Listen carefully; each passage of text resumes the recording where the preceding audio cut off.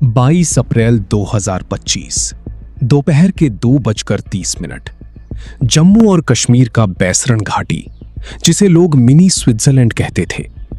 आसमान उस दिन बिल्कुल साफ था। हरी भरी वादियों में सैकड़ों पर्यटक घूम रहे थे।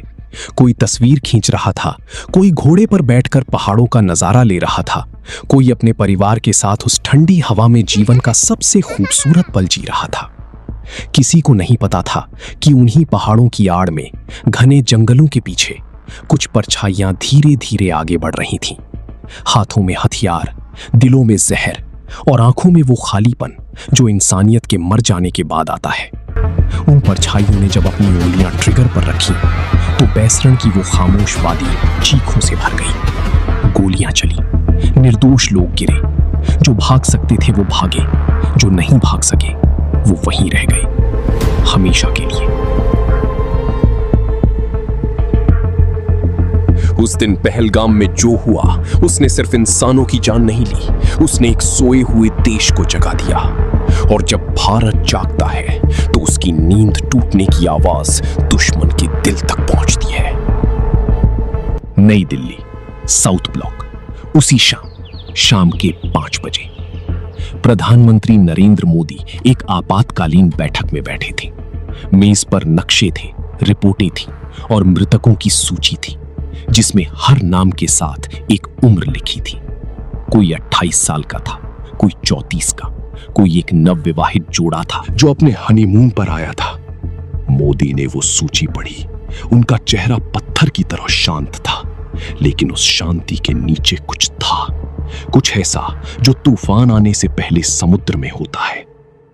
कमरे में राष्ट्रीय सुरक्षा सलाहकार अजित डोभाल भी थे।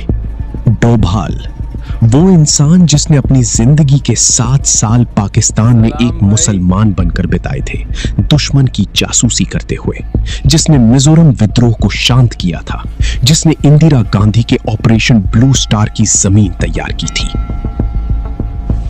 कमरे में डोभाल की आंखें बंद थीं, लेकिन उनका दिमाग उस वक्त भी सैकड़ों संभावनाओं को एक साथ तौल रहा था। जब मोदी ने उनकी तरफ देखा तो डोभाल ने सिर्फ एक बात कही। वो बात इतिहास के उस बंद कमरे में गूंजी और फिर बाहर कभी नहीं जी, लेकिन उसका नतीजा पूरी दुनिया ने देखा। अगले 24 घंटे भारत के इतिहास के सबसे गोपनीय घंटे थे। रॉ के मुख्यालय में रात भर रोशनी जली रही। दिल्ली में बैठे विश्लेषक पाकिस्तान के हर उस ठिकाने को चिन्हित कर रहे थे जहां से इस हमले की योजना बनाई गई थी।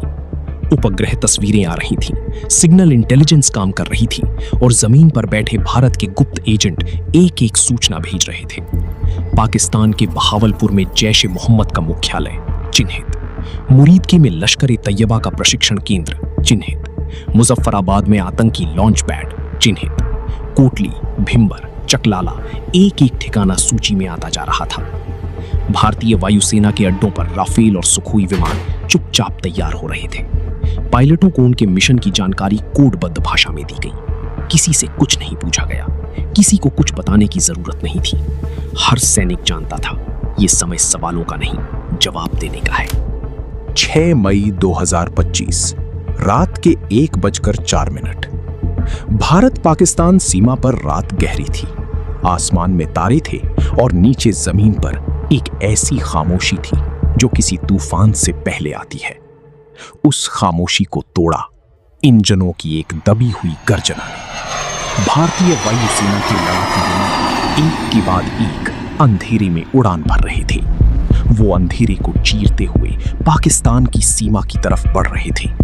जमीन पर भारतीय थल सेना की विशेष इकाइयां नियंत्रण रेखा के पास तैनात थीं। नौसेना अरब सागर में अपनी स्थिति ले चुकी थी।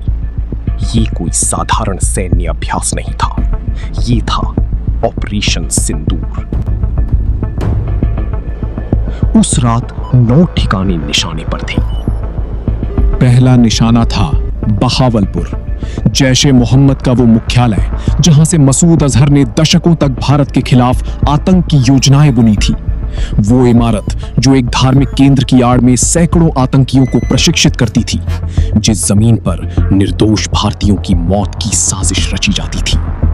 उस रात उस इमारत पर जब भारतीय मिसाइल गिरी तो वो सिर्फ पत्थर और सीमेंट नहीं थे जो ढहे, वो दशकों का वो घमंड था जो ढहा, जो ये मानता था कि पाकिस्तान की धरती पर बैठकर भारत को बार बार घायल किया जा सकता है और कोई जवाब नहीं मिलेगा।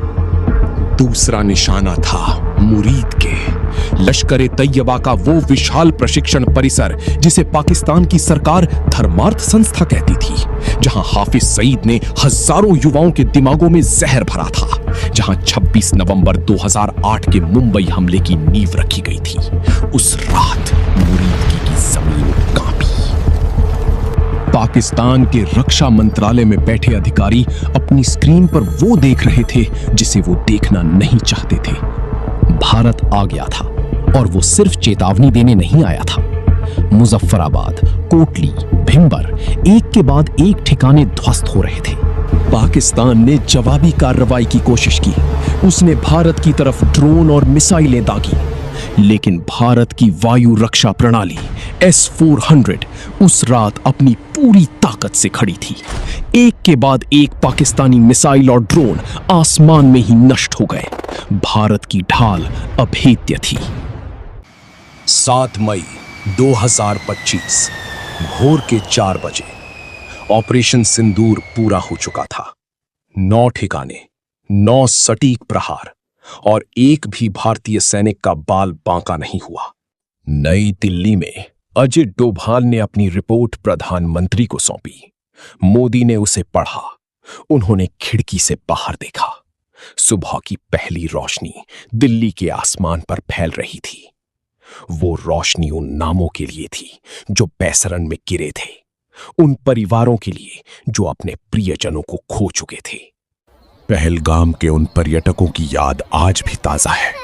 वो लोग जो सिर्फ एक सुंदर घाटी देखने गए थे, जिन्होंने कोई सरहद नहीं तोड़ी थी, कोई दुश्मनी नहीं पाली थी।